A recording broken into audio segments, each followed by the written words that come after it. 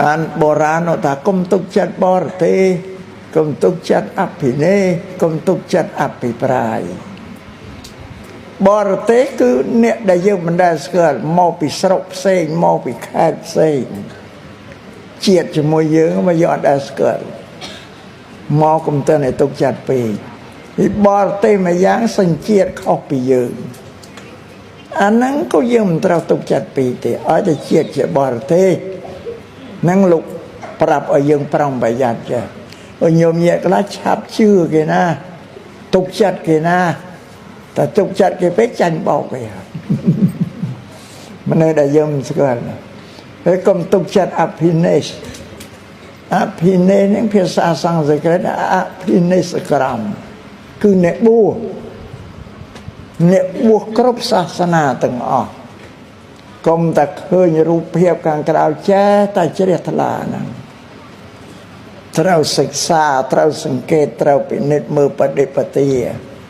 ការបដិបត្តិរបស់លោកល្អទេត្រឹមត្រូវតាមធ្វើតាមវិន័យទេអញ្ចឹងយើងត្រូវមើលអញ្ចឹងប៉ុន្មានអ្នកបួសខ្លះនឹងទៀតប្រើនយោបាយសង្រួមដើរសង្រួមតណហ្នឹងគេជឿខ្លាំងណាស់ណាបោកគេបានងាយបំផុតឲ្យតែចេះសង្រួមអាហ្នឹងអបបាយរបស់អ្នកបួសដែលខែលខូចណាអញ្ចឹងសូមជម្រាបញោមញាតិពុទ្ធបរិស័ទគុំឃើញតែអ្នកបួសចេះតែទុកចិត្តឲ្យចាំញោមស្គាល់ស្រិទ្ធនានៃគ្រប់ព្រះអង្គណាត្រូវបានខ្សែគប់ក្នុងលោកយូរមកហើយឃើញបដិបទាការប្រព្រឹត្តរបស់ព្រះលោកត្រឹមត្រូវល្អសូមយើងជឿជ្រះថ្លាជាមួយលោកអ្នកអាត្មាប្រាប់ចាតែកុំទុកចិត្តអភិនេស្ក្រអ្នកបួសគ្រប់សាសនាទាំងអស់សុទ្ធតែអត់ល្អទេតែយើងមើលហើយកុំទុកចិត្តអភិប្រាយ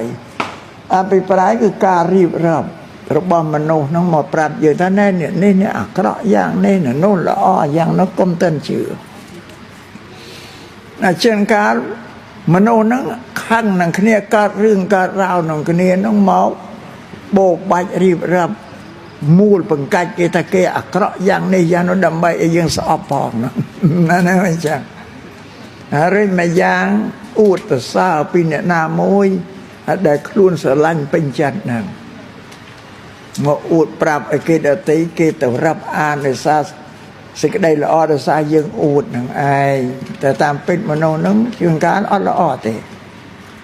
ណាគេថាកុំជឿអភិប្រាយអ្នកដទៃទៀតមករៀបរាប់ពីនេះល្អនោះអាក្រក់អី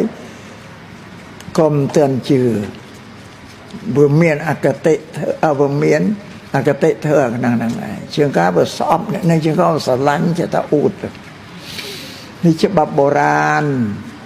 លោកសំដែងថាអញ្ចឹងត្រូវឲ្យយើងមើលសិនអ្នកបួសយើងទៅខ្សែគប់លោកយើងសង្កេតមើលទៅបដិបទាការបដិបត្តិរបស់ព្រះលោក